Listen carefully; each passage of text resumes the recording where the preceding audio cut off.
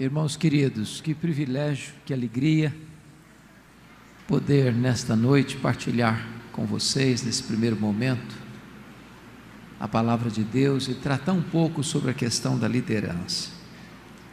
Eu convido inicialmente então você para abrir sua Bíblia comigo, no primeiro livro dos Reis, capítulo 17,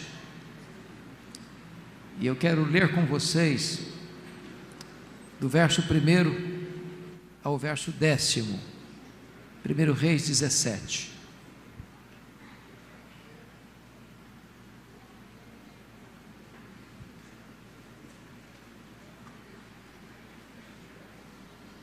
Esse texto diz o seguinte: então Elias, o tesbita, dos moradores de Gileade, disse a Acabe: tão certo como vive o Senhor Deus de Israel, perante cuja face estou, nem orvalho nem chuva haverá nesses anos, segundo a minha palavra. Veio-lhe a palavra do Senhor dizendo: retira-te daqui, vai para a banda do Oriente, esconde-te junto à torrente de Querite, fronteira ao Jordão. Beberás da torrente, e ordenei aos corvos que ele ti mesmo te sustentem. Foi, pois, e fez segundo a palavra do Senhor. E retirou-se e habitou junto à torrente de Querite, fronteira ao Jordão. Os corvos lhe traziam pela manhã pão e carne, como também pão e carne ao anoitecer, e bebia da torrente. Mas passados os dias a torrente secou, porque não chovia sobre a terra. Então lhe veio a palavra do Senhor dizendo: dispõe-te, vai a Sarepta, que pertence a Sidom, e demora-te ali, onde ordenei uma mulher viúva que te dê comida. Então ele se levantou e se foi a Sarepta. Amém. Irmãos amados, afirmar que nós estamos vivendo hoje uma crise aguda, agônica, endêmica e sistêmica, já não produz impacto em mais ninguém.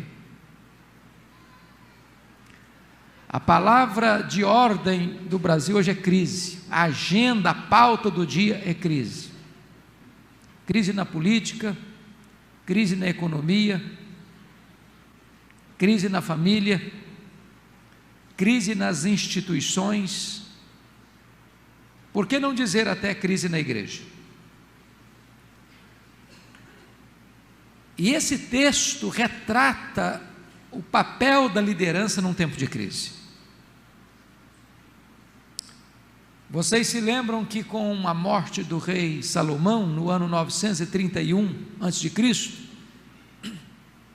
o reino de Israel, que já tinha 120 anos de monarquia, é dividido. E das 12 tribos, 10 seguem a liderança cismática de Jeroboão I, em 931, para formar o que nós chamamos de Reino do Norte, cuja capital veio a ser Samaria. Esse reino durou apenas 209 anos, de 931 a 722. Teve 19 reis em 8 dinastias diferentes, e nenhum desses reis andou com Deus. Todos foram maus, todos, sem exceção. Mas nos chama a atenção que o rei que governa agora, na época de Elias, é o pior rei de Israel, o rei Acabe. Se não bastasse isso, ele casou-se com a pior mulher do mundo, Jezabel. Ela era assassina, ela era feiticeira, ela era mandona. Foi ela quem pôs à força da baioneta o culto a Baal em Israel e perseguiu e matou os profetas de Deus. Pois foi nesse tempo de crise que Deus levanta não um partido político, não uma denominação religiosa. Deus levanta um homem, Deus levanta um líder, Deus levanta Elias. E eu queria muito brevemente partilhar com vocês algumas lições importantes sobre este homem. Confira comigo no verso 1. Então Elias, o tesbita, dos moradores de Gileade, disse a Acabe. Quando diz Elias, o tesbita, não está falando da família dele, do sobrenome dele, está falando da procedência geográfica dele. Ele vem de Tisbé. E quando você vai para o mapa para olhar Tisbé, você não encontra Tisbé no mapa, porque é um lugar tão pequeno, tão insignificante. incrustado lá nas fraldas daquela cordilheira de montanhas de Gileade, que você não encontra no mapa. Elias não vem de uma família rica, aristocrática. Elias não vem de uma escola de profetas. Elias não vem de uma família sacerdotal. Elias é um homem desconhecido, de uma família desconhecida, de um lugar desconhecido, mas um homem levantado por Deus. E eu aprendo aqui a primeira lição: Deus não precisa de estrelas para fazer a sua obra. Deus não precisa de figurões para fazer a sua obra. Deus pode levantar gente como você, como eu, como Elias, para fazer a sua obra. Talvez um dos grandes problemas da igreja evangélica brasileira é que tem estrelas demais, figurões demais, gente que se julga importante demais. Eu já aprendi uma lição: as estrelas só brilham quando o sol não está brilhando, porque quando o sol está brilhando não tem espaço para as estrelas brilharem. Quando Jesus, o sol da justiça, está brilhando, não tem espaço para homens brilharem.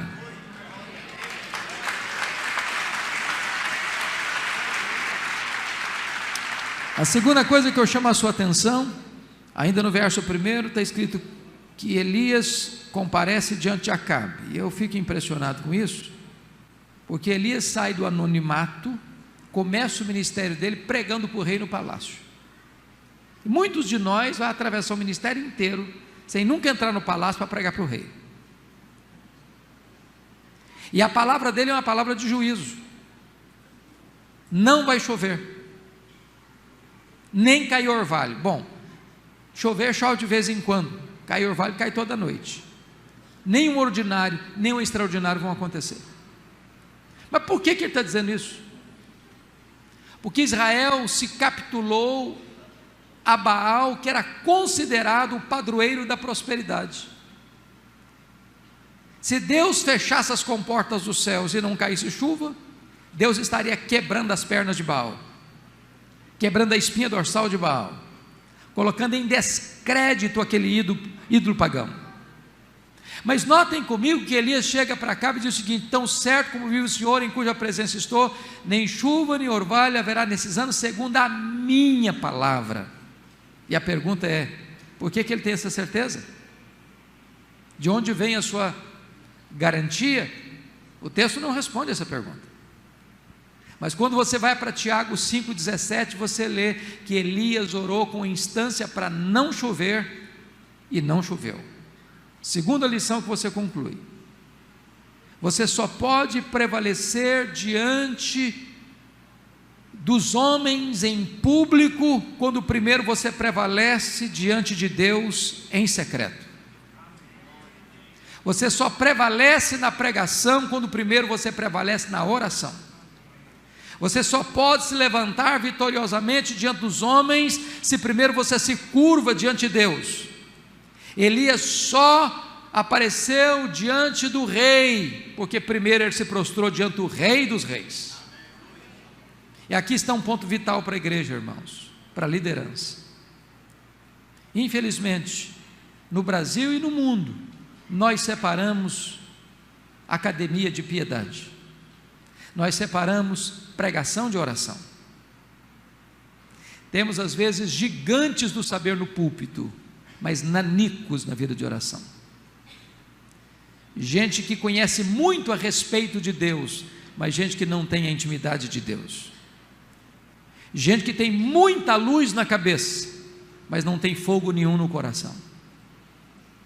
E se nós quisermos uma liderança relevante e frutífera, nós precisaremos nos matricular na escola da oração.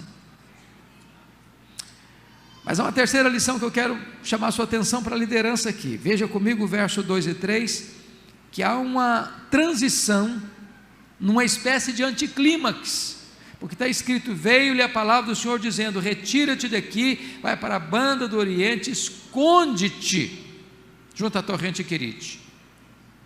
Ora, parece que Deus está mandando esse profeta dar um marcha ré, porque começa o ministério no palácio, e Deus diz: agora você vai se esconder, vai para o deserto. E eu estou seguro de que você que é líder sabe disso. Nós não gostamos da solidão, nós gostamos da multidão. Nós não gostamos de caminhar na direção do isolamento, nós gostamos de caminhar na direção do povo. Mas a grande pergunta é: por que é que Deus manda Elias se esconder no deserto? Nós não gostamos do deserto.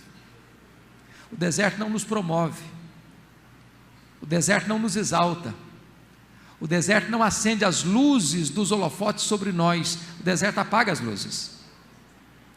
O deserto não nos enaltece, o deserto nos quebra. O deserto não revela quão grande nós somos, o deserto revela que nós nada somos. Mas o deserto não é um acidente de percurso na vida do líder. O deserto é a escola superior do Espírito Santo, onde Deus treina os seus líderes mais importantes. É Deus quem nos matricula na escola do deserto. E quando Deus nos matricula na escola do deserto, tem dois propósitos. Primeiro, trabalhar em nossa vida. A grande matéria do currículo desta escola é a nossa própria vida, porque a vida do líder é a vida da sua liderança. Deus está mais interessado em quem você é do que no que você faz. Primeiro Deus trabalha em você, depois Deus trabalha através de você. A nossa vida é a essência da nossa liderança. É por isso que Deus nos leva para o deserto, para nos humilhar, para nos quebrar, para nos moldar, para nos restaurar, para realinhar as prioridades da nossa vida, para entendermos que nós não somos nada, mas que Ele, Deus, é tudo. Essa é a verdade fundamental dos grandes líderes. Notem isso, os maiores líderes da história foram treinados na escola do deserto. Mas a segunda lição que você e eu devemos aprender no deserto é a depender mais do provedor do que da provisão. Veja que Deus manda Elias para o deserto para se abastecer de uma fonte, e Deus manda os garçons voadores levar para ele pão e carne. Em outras palavras, ou Deus o sustenta, ou ele perece. Irmãos, depender da provisão é fácil, nós a temos e a administramos. O grande desafio é depender do provedor, mesmo quando a provisão acaba. Porque se você notar o verso 7, Elias estava onde Deus mandou ele estar, fazendo o que Deus mandou ele fazer, e de repente a fonte que o abastecia secou. A pergunta é: o que é que você faz quando você está fazendo o que Deus mandou você fazer, no lugar e na geografia que Deus mandou você estar, e de repente a sua fonte seca? Nessa hora Deus sabe onde você está, Deus sabe para onde você precisa ir, e Deus sabe o que você deve fazer. A sua fonte secou, mas os mananciais de Deus continuam jorrando. A sua provisão pode ter acabado, mas os celeiros de Deus continuam cheios. Nessa hora Deus está ensinando você a depender mais do provedor do que da provisão. Eu gostaria de ilustrar esse ponto contando-lhes uma experiência pessoal. No ano 2000, eu fui com a minha família para os Estados Unidos para fazer um curso de doutorado na área de pregação. Naquela época, a igreja que eu tenho a bênção de pastorear há 32 anos, votou uma verba mensal para o nosso sustento, $2.300 por mês. Nós achávamos que era suficiente. Só que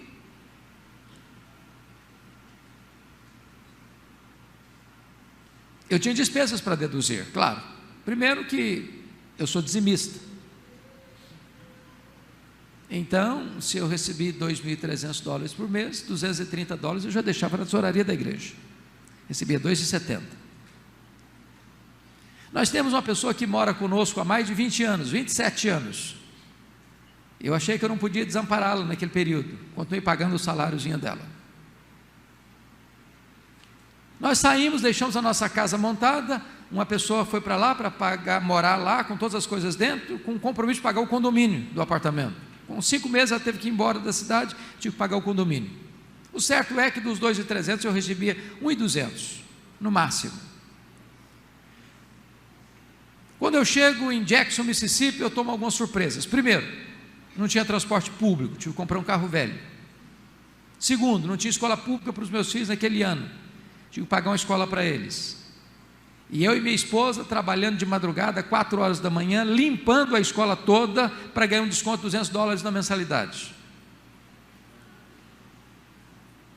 Tive que pagar a escola de inglês, pagar seminário, pagar aluguel, e etc, etc, etc. Quando nós botamos na ponta do lápis, a nossa despesa nunca ficou inferior a 3 mil por mês. E eu tinha uma receita de 1.200. Eu tinha levado todas as nossas economias pessoais. Com 5 meses, o carro que era velho quebrou. $1.350 para consertar, eu não tinha dinheiro para consertar. A minha reserva acabou. Eu não tinha dinheiro para comprar comida para casa, nem para pagar o seminário, nem para pagar as contas. E eu já tinha visto muitos casos assim, de não podendo o aluno arcar com seus compromissos, o seminário lhe fazia uma visita de cortesia e diz: já que você não consegue pagar as despesas, você está liberado para voltar para o seu país. E eu disse para minha esposa: eu não quero ser mais pesado para a igreja. Então nós temos 2 opções: ou voltamos, e voltamos envergonhados, frustrados, ou nós pedimos para Deus um milagre. Nós sempre pregamos que o nosso Deus é o Jeová Jireh, é o Deus da provisão. Eu chamei minha esposa, meus filhos, nos ajoelhamos na sala e falamos: Deus, o Senhor é o dono do ouro e da prata, o Senhor é o Deus da provisão, Tu conheces a minha situação, se Tu quiseres, Tu podes abrir uma porta para nós. Então Deus, manifesta o Teu poder e dá-nos um sinal do Teu favor. Quando nós nos levantamos dos joelhos, o telefone tocou. Era um convite para pregar numa conferência na Pensilvânia, a 2.000 quilômetros de onde eu morava. Eu fui para lá sem o dinheiro do lanche no bolso. Quando eu terminei a conferência, quem estava dirigindo o programa disse o seguinte: meus irmãos, o pastor Hernandes é estudante aqui na América.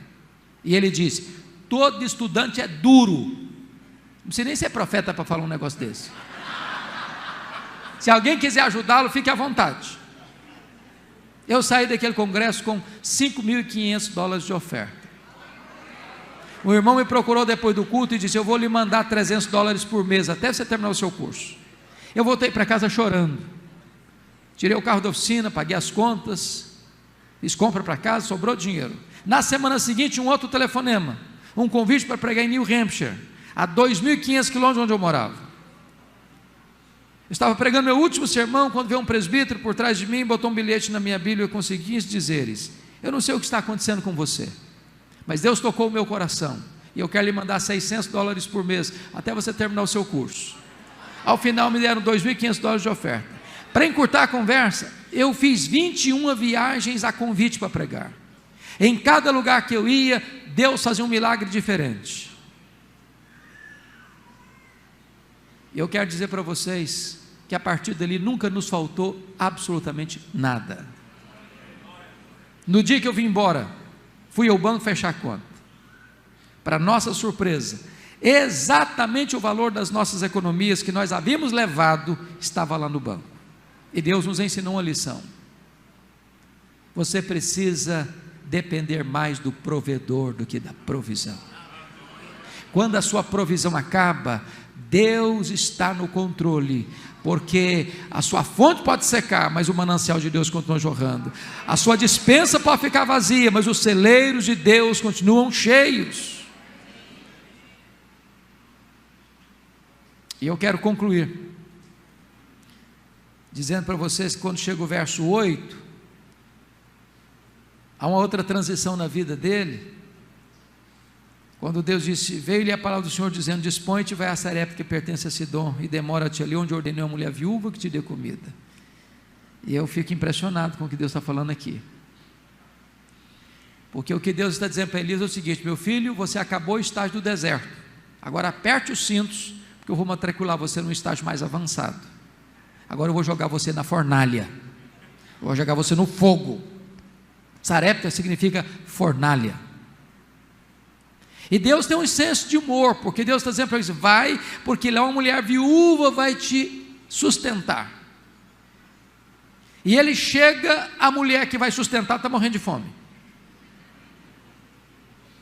É a mesma coisa de Deus falar: pode ir, meu filho, a porta está aberta. Chega lá, a porta está fechada. Pode ir, meu filho, tem sustento. Você chega lá, não tem sustento. É que Deus primeiro trabalha em nós, para depois Deus trabalhar através de nós. Na verdade, aquela viúva conhece a Deus na cozinha. Deus manda o profeta lá para que no momento de crise daquela mulher, de luto do filho único, Elias pudesse orar a Deus para fazer um milagre da ressurreição daquele menino. E eu imagino o que é um homem saindo com um milagre vivo nos braços, inédito, porque não há registro de ressurreição até então. E eu fico até pensando se hoje acontecesse um fato desse, porque hoje as pessoas fazem propaganda até de milagre que não acontece. Se Elias fosse um dessas estrelas de hoje, o que é que ele faria com um milagre inédito nas mãos? Eu acho que a primeira coisa que ele faria era convocar uma coletiva da imprensa. Talvez a segunda coisa é colocar uns outdoors na cidade de Sarepta, mostrando quão grande homem ele era. Talvez fazendo um discurso de alto elogio, para mostrar quão poderoso ele era. Talvez ele bateria palmas para ele mesmo. Quem sabe até fizesse um solo do hino "Quão grande és tu" diante do espelho. Ele não fez nada disso. Ele disse para aquela mãe: o teu filho vive. Sabe o que ele está nos ensinando aqui? Se Deus, pela sua graça, está abençoando a sua vida e o seu ministério, bote a boca no pó, porque tudo vem dele, tudo é por meio dele, tudo é para ele. Quem faz a obra é Deus, nós somos apenas os instrumentos.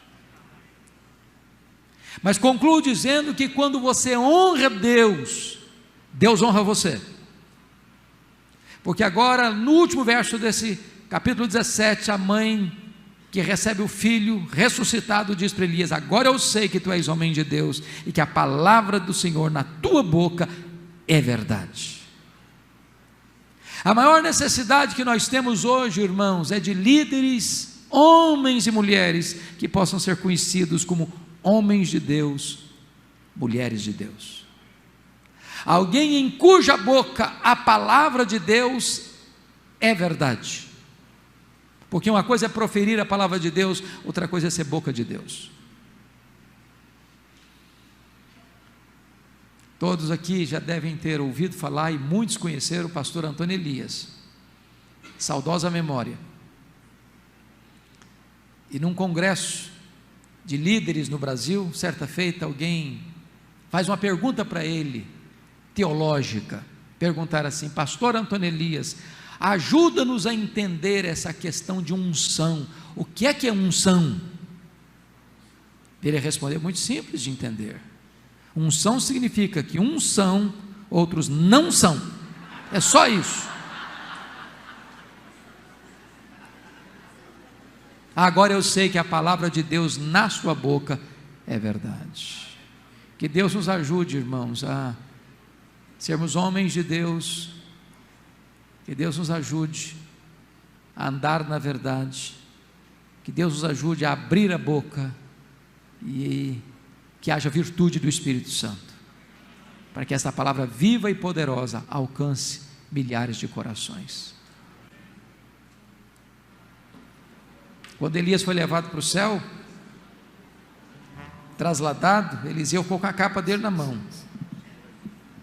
e ao chegar no Jordão, transbordava pelas ribanceiras, ele pega a capa do Elias, fere as águas e pergunta: onde está o Senhor Deus de Elias? Será que Deus só fez ontem ou será que Deus faz hoje? Será que Deus foi o Deus apenas do passado ou será que Ele é o Deus do presente? Será que Ele apenas foi o Deus dos nossos pais ou Ele também é o Deus da nossa vida? E a Bíblia diz que o Jordão abriu de novo, porque o Deus de Elias é o Deus de Eliseu. O Deus de Elias é o seu Deus, é o meu Deus, é o nosso Deus. Talvez hoje a pergunta não seja mais onde está o Senhor Deus de Elias, mas a pergunta seja: onde estão os Elias de Deus? Que você e eu sejamos nessa geração mergulhada na crise, Elias de Deus, para impactar a nossa geração. Que Deus nos abençoe. Amém.